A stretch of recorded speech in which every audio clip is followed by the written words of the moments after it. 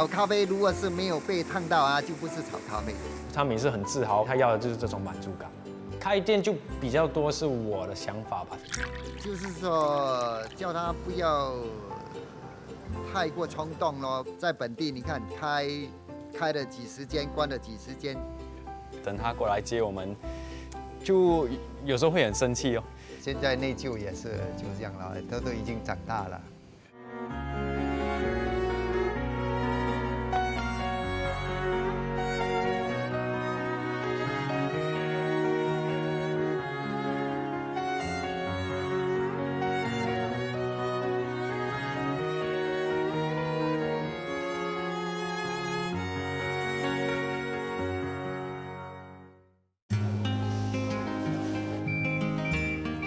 傍晚时分，玉郎工业区一家小型咖啡烘焙厂依然在忙碌着，将刚从港口运抵工厂的咖啡生豆卸下集装箱。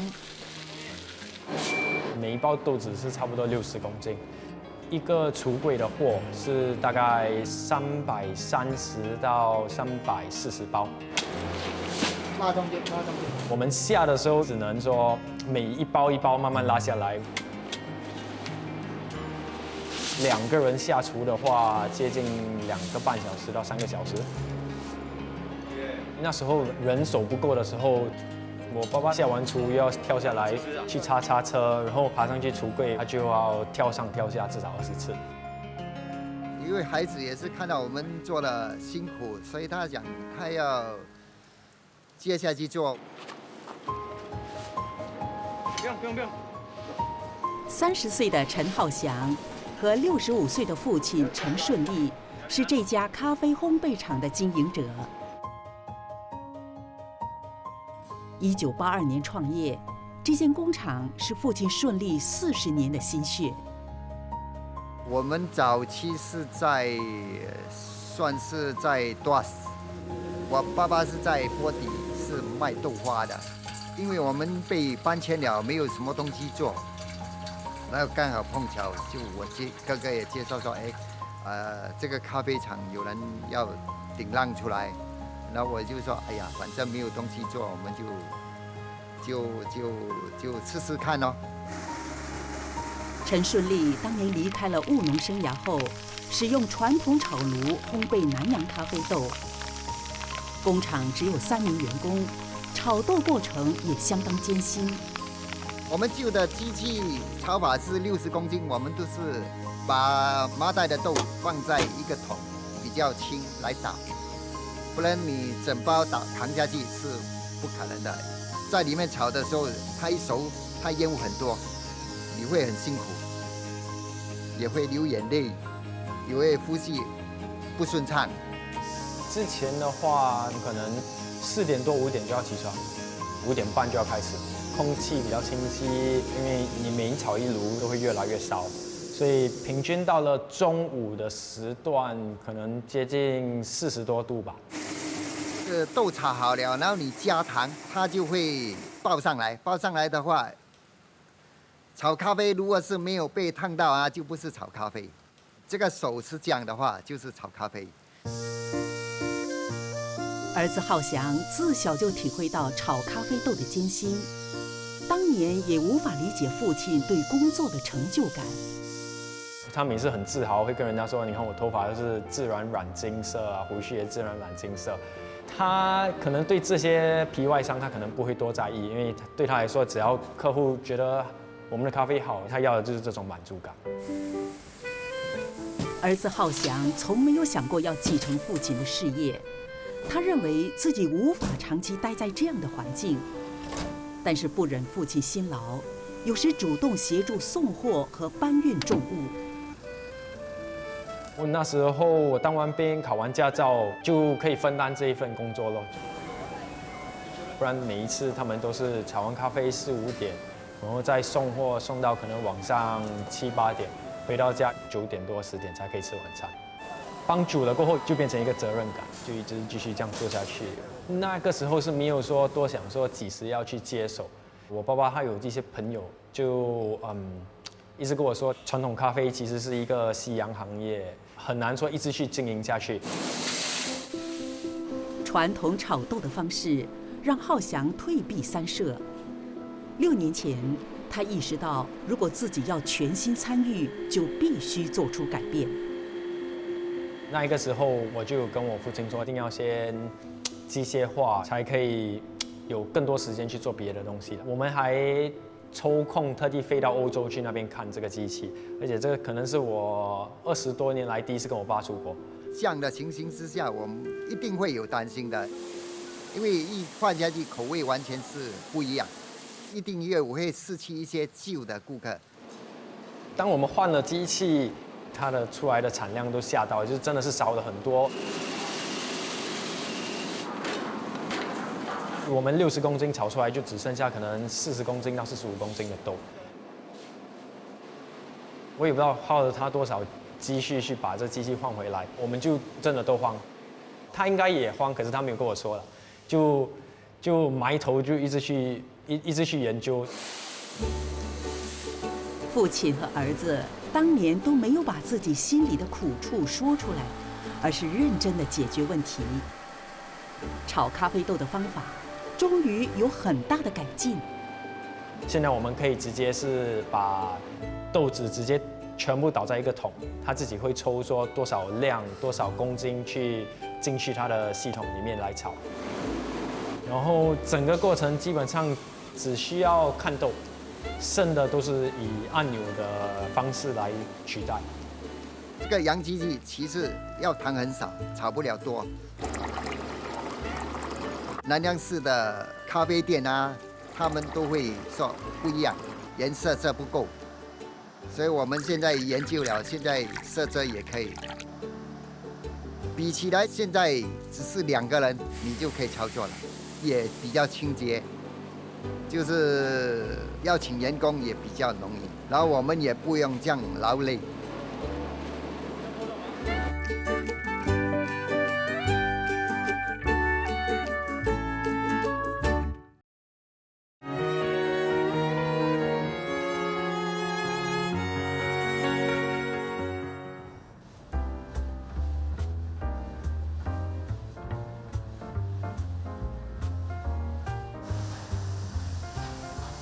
每个星期6，我们会在店里面做一个试咖啡的一个活动，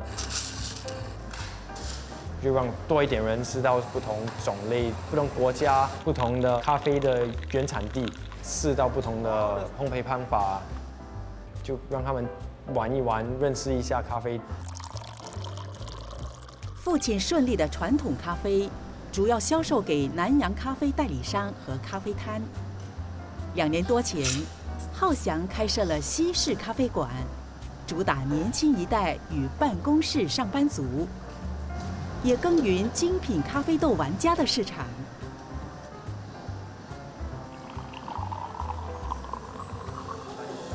开店就比较多是我的想法，因为我爸思想会比较传统一点，开一间店时间也很长，可是你能达到的那个经济效应是比工厂低。我跟他说，只要是不输钱，我们就还可以继续做下去。我们担心是肯定会担心，就是说叫他不要太过冲动咯，不要一口气就是太多，然后就是从中学习，慢慢拿到经验。在本地，你看开了几十间，关了几十间，就是有这个问题存在。那个时候我们开的第1间店，我答应他的也当然就是说，我们的投资不会太大，精力不会太多，是一定可以应付来的一个小店。当年，浩翔放弃就读大学的机会，投入钻研西式咖啡豆的烘焙。年仅21岁就考获2大类咖啡豆的鉴定师资格。我比普通人先开始大量的饮用咖啡，所以可能就对咖啡的这个过敏度就比较低，所以比较容易去品出比较多味道。我的第一个 Robusta 的那个鉴定师就在20岁，因为我们是以 Robusta 的背景长大的，很幸运的第一次就考过，才对那个第2次的那个阿拉比卡的鉴定师更有兴趣。就在考这个鉴定师的这个过程，就认识到了很多不同的人，对咖啡当然也有很多不同的认知。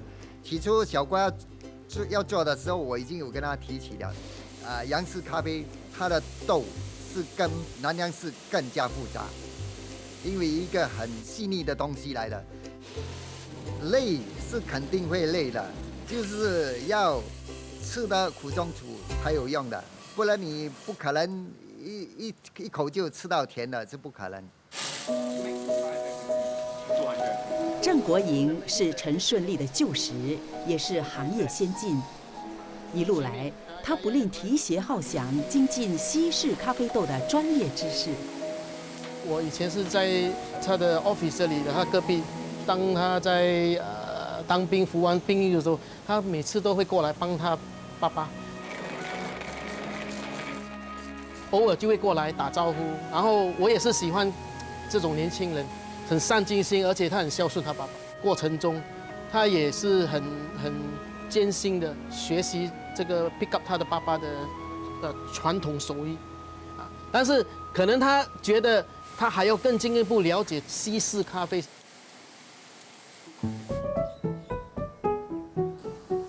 近来，浩翔也做更多新品项尝试，像是制作即开即饮的包装咖啡。这也要归功于浩翔的堂哥陈洪耀，为他提供很多建议和协助。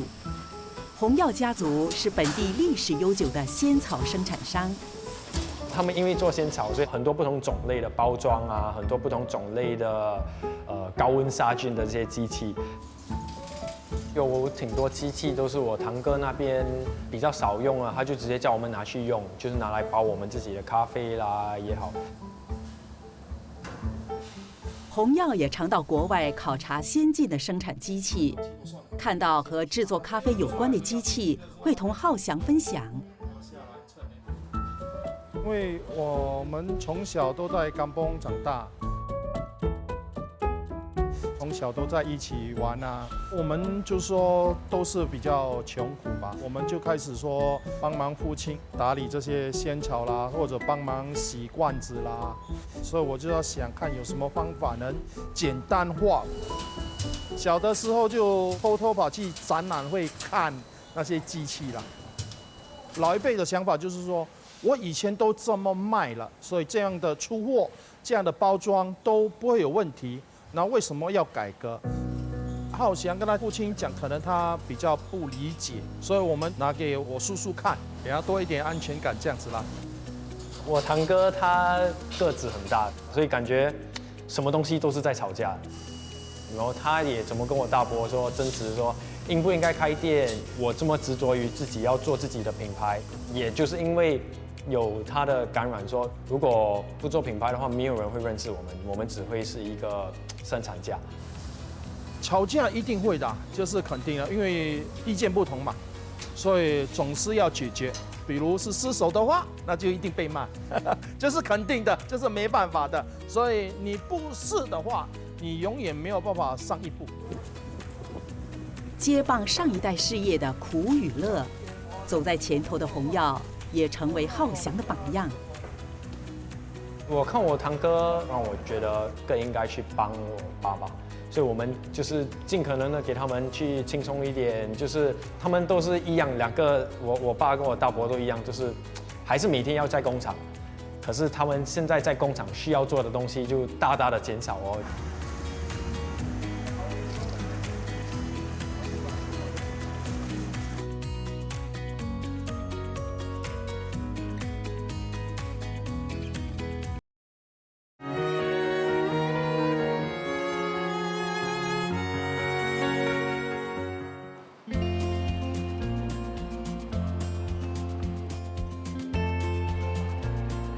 近年，陈浩翔和父亲顺利积极参加食品展销会，向民众和海外厂商推介自家的咖啡品牌。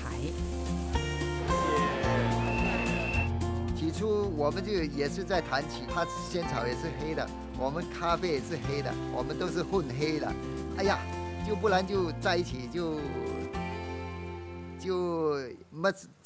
在一起在那边展销了。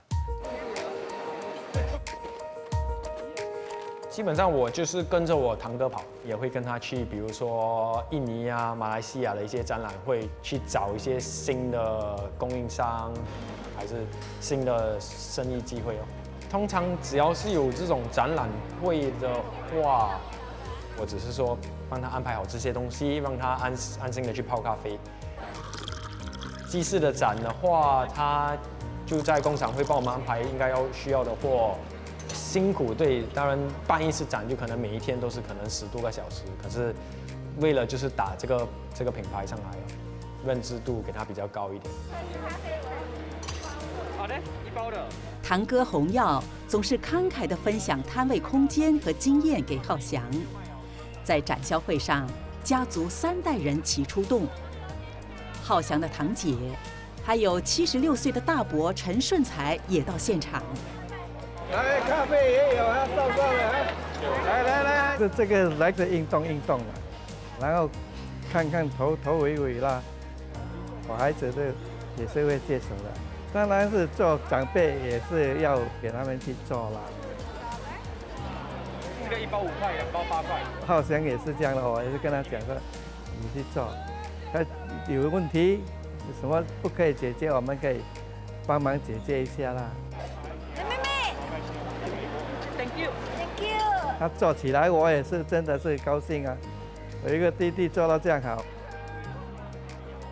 我在小的时候，我就跟着我父亲一直出车啦，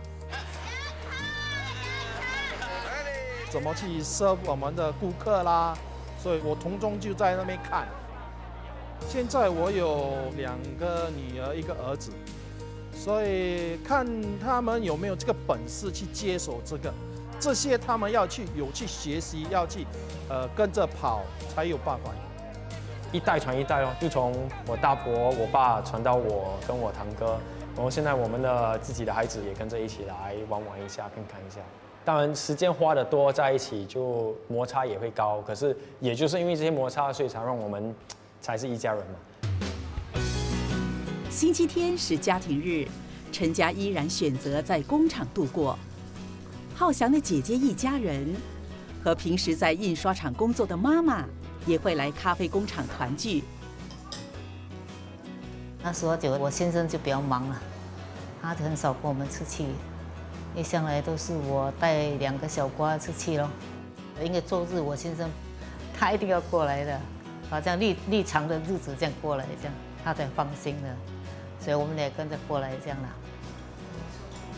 这个场景，我爸我妈已经是很普遍了，因为我跟我姐就从小就已经在工厂，就哪一个角落就铺一个纸皮，就在那边睡，然后可能没事做的时候就坐在办公室里面看电视机这些，看到下一代就他们的孙子孙女也一直每次来工厂，所以就很温馨哦，就很温馨哦。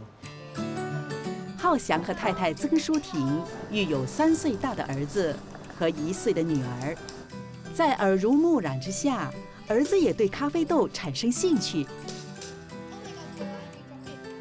他很喜欢玩咖啡豆，从小桶放到大桶，大桶又放到小桶，然后就一直这样反复的一直玩，可以直接玩一整天，也就跟我在以前工厂一样，在工厂消磨时间。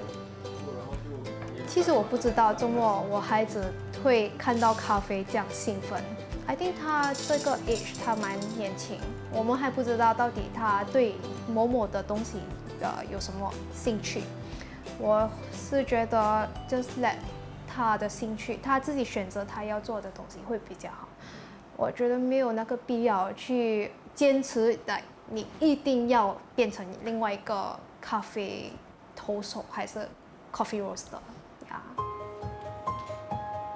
舒婷原本从事广告与媒体行业，目前她也在工厂协助夫家打理事业，主要负责网络行销与包装设计的工作。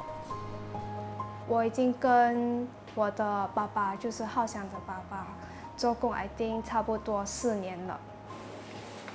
跟我家公做工，当然会有一点摩擦，因为when it comes to 广告还是when it comes to design 的东西，他的想法可能是 logo 大大越好，品牌大大越好，把很多东西是不只是你的品牌又在，你的 logo 要在，还有整个美观在嘛。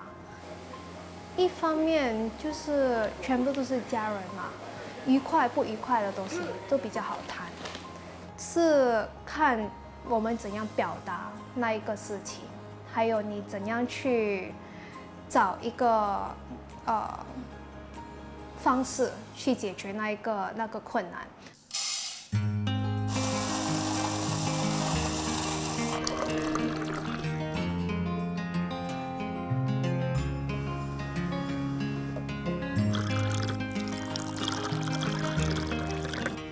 把你喝看看这个咖啡，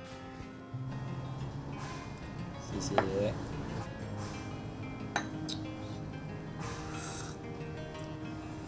小的时候就比较多的时候都是要一直在等，就有几次补习，每次都是在礼拜天还要做工，然后补完习还要在那边等他过来接我们，就有时候会很生气哦。下一批的学生也来了，也放课了，可是还没有来载我，放不了了，因为你觉得虽然孩子也重要，生意也重要，那没有法子咯，就是只有放掉一边咯。现在内疚也是就这样了，都已经长大了，就还是很感谢爸爸，愿意去出钱让我去尝试这些新的领域。其实那时候你把那个你收藏过几十年的那个咖啡机拿出来，重新再整理一下，给我来泡这个西式的咖啡，它是比较含蓄啦，就是以行动来表达比较多。他是默默在后面讲，他不微笑这样而已，没有说在你面前直接讲。现在都已经到了退休年龄，就可以去享福咯。